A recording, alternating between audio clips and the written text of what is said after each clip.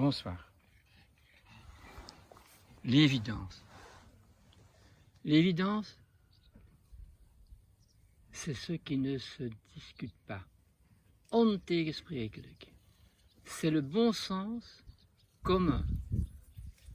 le même pour tout ce qui vit sur Terre. Et c'est ce que seulement l'homme peut appréhender, parce que les animaux, les plantes et le monde minéral suivent ces lois-là de l'évidence, sans devoir réfléchir, sans devoir juger, sans devoir choisir. Mais dès que l'homme est là, et que l'énergie créatrice qui continue à entretenir la vie et à créer les vivants, et bien dès que l'homme est là, il s'est retiré. Cette intelligence est libérée et donnée en gestion à l'humanité. À chaque homme en individualité, en identité, et à la communauté. Et la communauté des humains rassemble tous les devoirs accomplis dans un degré de beauté et de sagesse, et rassemble tout ce qui n'a pas été accompli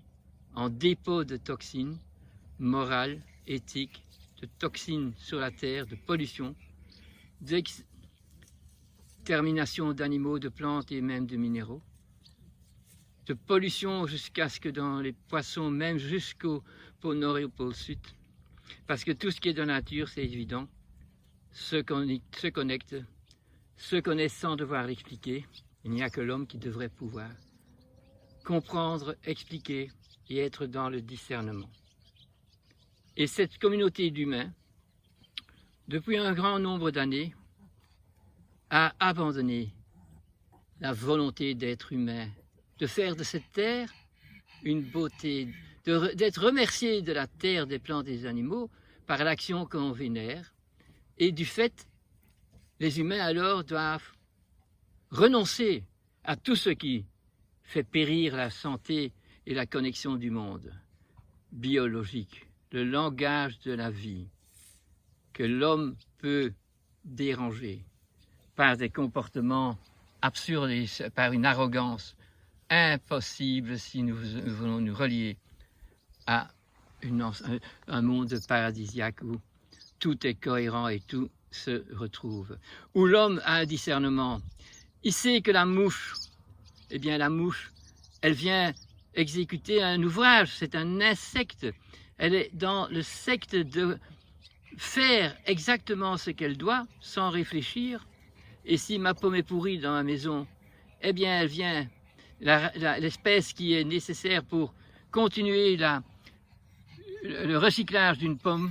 qui dans la nature, si elle tombe de l'arbre, se recycle d'une façon biologique sans problème. Il y a des mouches peut-être qui doivent y venir, et c'est sûr, des mouches qui attaquent le végétal qui est en train de pourrir pour accélérer le retour au recyclage et à la santé de la suite de la mort d'un élément de la nature vivant. Et cette mouche va être ici aidée par des coléoptères, par des oiseaux qui vont accélérer le recyclage et qui vont prendre dans le stade du recyclage les forces de guérison nécessaires pour l'espèce et pour les animaux autour. C'est ce que je vous ai expliqué déjà dans cette graphique-ci, où vous voyez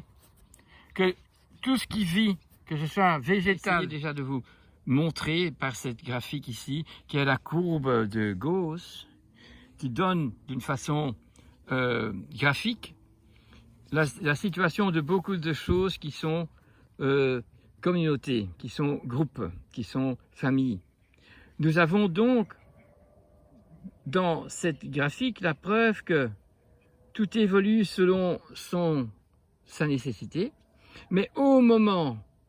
où ça doit commencer à pourrir, puisque là ça doit germer, là c'est dans son moment culminant, et à ce niveau-là, ça doit commencer à pourrir. Mais pourrir est une guérison, et le germe est une guérison. Mais quand on est dans sa verticalité, ou qu'on laisse les animaux dans leur horizontalité, qu'on laisse les animaux continuer le but existentiel qu'ils ont, que les poules peuvent courir pas à manger leurs saloperies qu'on donne aujourd'hui à nettoyer la prairie quand une vache herbivore est allée dessus, mais quand on ne met jamais à un endroit où il y a encore des vaches, des cochons, des lapins, des pigeons, enfin tout ce qu'il faut y avoir autour, eh bien elle est inutile dans son domaine de fonctionnement pour lequel elle est venue sur Terre et pour lequel elle a, après l'arrivée de l'homme, elle a arrêté d'être un oiseau qui désirait voler. Elle a dit, les poules ont dit avec leur coq, eh bien non, nous on va accompagner ce brave homme qui veut faire de cette terre un paradis, qui veut éveiller, grâce à la présence de l'homme, une conscience dans cette terre, une universalité de vérité dans cette terre, et c'est pour ça que certains oiseaux, certains animaux, tous ceux qui, quelque part, ont dans leur gène, c'est découvert maintenant, la capacité d'être apprivoisés, parce qu'il y a certains animaux qui n'ont pas ce gène qui permet d'apprivoiser, et ceux qui le sont, ils ont une tâche qui accompagne le chemin vertical, ce chemin qui monte vers la verticalité et qui prend avec lui tout ce qui est horizontal, sans empêcher l'animal horizontal de continuer d'une façon très horizontale, très biologique, très instinctive, son chemin, qui est guidé par les lois qu'on trouve maintenant grâce à notre recherche scientifique, qu'on appelle le code génétique. Mais donc il doit y avoir envers ce code génétique l'épigénétique qui s'éveille que si l'environnement de l'espèce est capable d'exprimer. Donc il y a une partie de notre code génétique, de nos capacités de devenir sages aussi, qui ne viennent que si nous avons reçu des leçons de nos maîtres, de nos parents qui étaient déjà sages et qui, s'ils fumaient, ils avaient été initiés à la cigarette. Ou pas à la cigarette parce que ce ne serait pas une chose d'initiation, mais au bon tabac dans la pipe ou dans le cigare qui a été fait d'une façon artisanale depuis la culture jusqu'au bout et qui était pris que dans la circonstance où on pouvait fumer. Je me rappelle le grand-père qui, lui, fume à la fête de famille quand c'est l'anniversaire de quelqu'un et qu'il y a toute la famille qui est présente ou que c'est les communions. Eh bien, il se met sous un arbre à un moment donné. Et qu'est-ce qui se passe? Tous les enfants, et même beaucoup d'adultes qui ne sont pas restés à discuter de leur nouvelle Mercedes ou de leur capacité égotrophique, eh bien, ils sont là parce que rien qu'à avoir humé comme un éléphant le ferait, et avant c'était des animaux avec une trompe beaucoup plus grande et beaucoup plus haute, eh bien à ce moment-là, tout le monde arrive et écoute des histoires, des rêves, des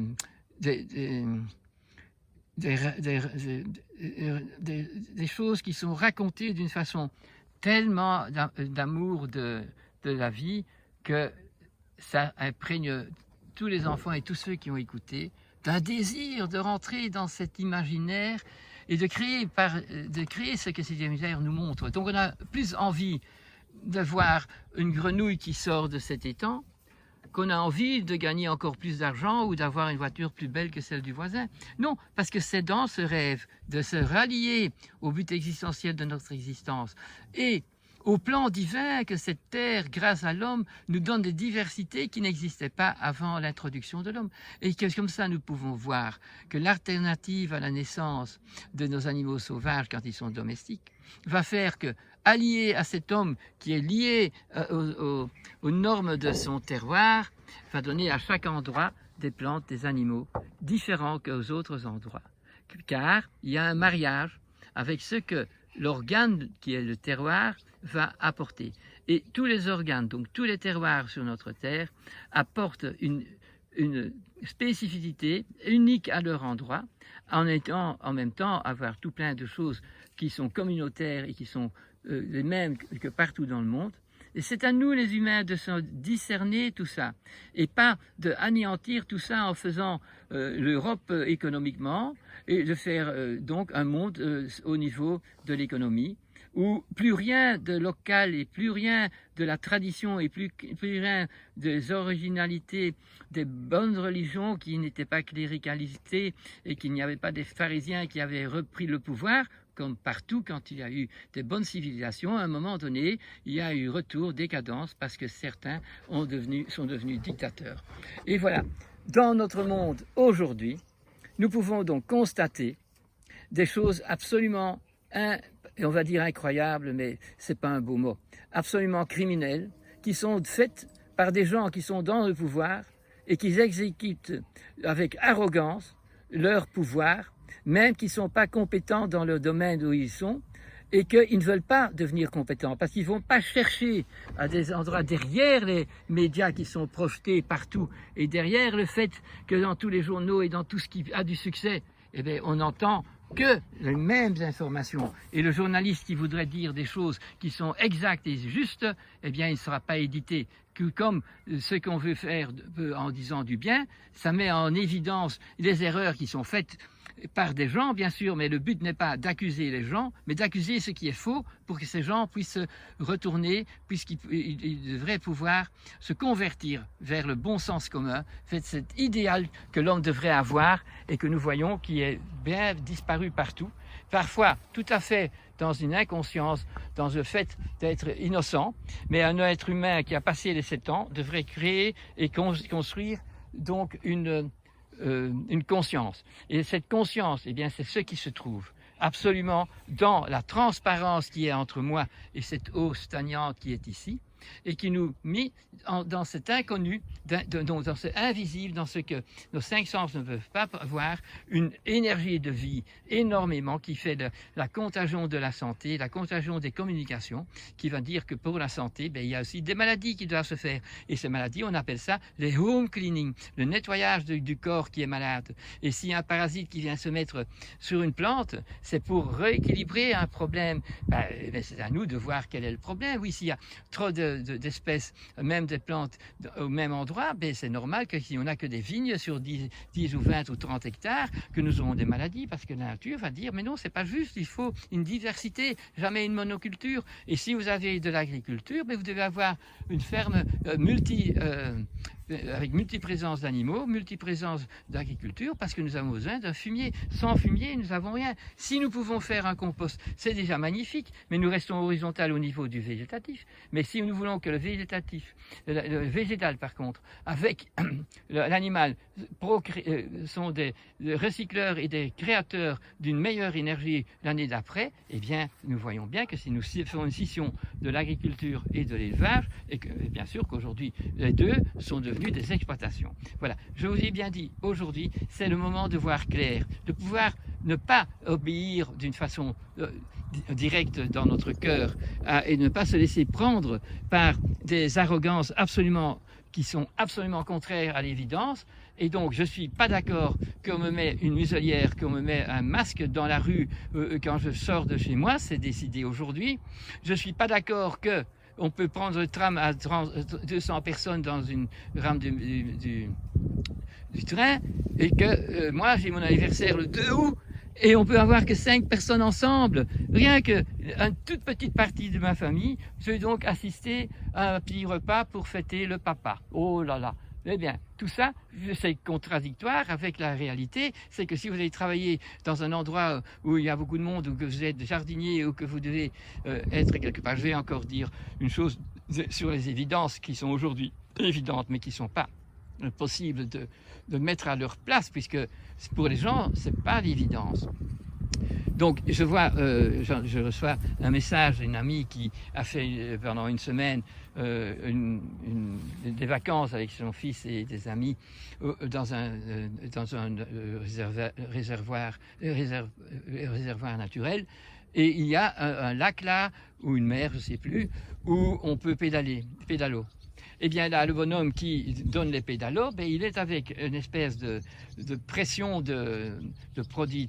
toxiques désinfectants en train de nettoyer tous les endroits où on peut mettre un pied nu, où on pourrait mettre une main. Ce fait, elle dit, mais vous savez monsieur, il ne faut pas faire ça. Parce que ce qui tombe ici sur cette